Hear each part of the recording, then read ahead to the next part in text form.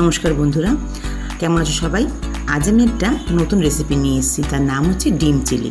তা যার জন্য আমরা উপকরণ কী কী নিয়েছি: কিউব করে কেটে রাখা পেঁয়াজ, টমেটো, লঙ্কা কুচি, ক্যাপসিকাম আর বেল পেপার নিয়েছি, রেড বেল পেপার নিয়েছি। তো ডিমটাকে সিদ্ধ করে এভাবে কেটে নিয়েছি। আর মশলার জন্য নিয়ে নিয়েছি আমি টমেটো, আদা, রসুন, পেঁয়াজ, লঙ্কা। আচ্ছা, এটার মধ্যে নিয়েছি আমি বেসন। আমি কিন্তু কর্নফ্লাওয়ার ব্যবহার করিনি, বেসন নিয়েছি। তার সঙ্গে লঙ্কা, হলুদ, নুন, মিষ্টি সামান্য করে সব মিশিয়ে নিয়েছি। আর তার মধ্যে আরেকটা জিনিস আমি মিশিয়েছি, সেটা আমি আপনাদের দেখাচ্ছি পরে। সেটা হচ্ছে সোয়া সস আর হচ্ছে এমনি যে রেড সসটা আমরা ব্যবহার করি সেই সসটা। দুটো সস ভালো করে মিলিয়ে নিয়ে, দেখুন আমি মিলিয়ে নিচ্ছি। মিলিয়ে নিয়ে এবার আমি কড়াইতে দিচ্ছি তেল। কড়াই বেশ ভালোই গরম হয়ে উঠেছে, এর জন্য আমি রিফাইন তেল ব্যবহার করছি।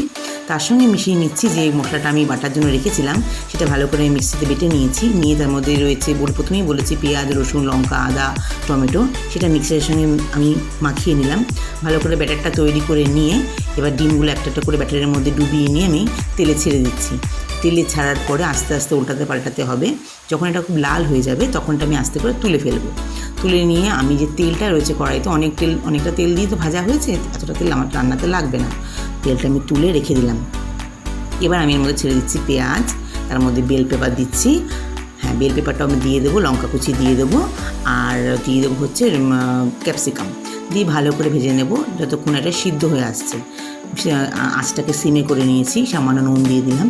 এবার এটাকে ভালো করে ভেজে তার মধ্যে আমি তৈরি করে নিচ্ছি একটু সস দিয়ে, সোয়া সস আর রেড চিলি সস দিয়ে একটা মিশ্রণ আমি তৈরি করলাম, যেটা আমার গ্রেভি করতে লাগবে। তাই এর মধ্যে মশলাটা আমি দিয়ে দিই, যেটা আমি আগেই দেখিয়েছি মিক্সিতে করে রেখেছিলাম। কিছুটা বড়ার জন্য, মানে যেটা ব্যাটারটা তৈরি করেছিলাম তার জন্য কিছুটা রেখেছিলাম, আর কিছুটা মশলা বানাবো। তা মশলাটা আমি তেলে দিয়ে দিলাম। এবার মশলাটা ভালো করে কষবে। কষতে কষতে যখন শুকিয়ে আসবে, তারপরে আমি এর মধ্যে যে মিক্সারটাই বানিয়েছি সস দিয়ে, এর মধ্যে আমি গ্রিন চিলি সস দিইনি, সোয়া সস দিয়েছি, রেড চিলি সস দিয়েছি। দিয়ে ভালো করে মিক্সারটা আমি করে নিচ্ছি।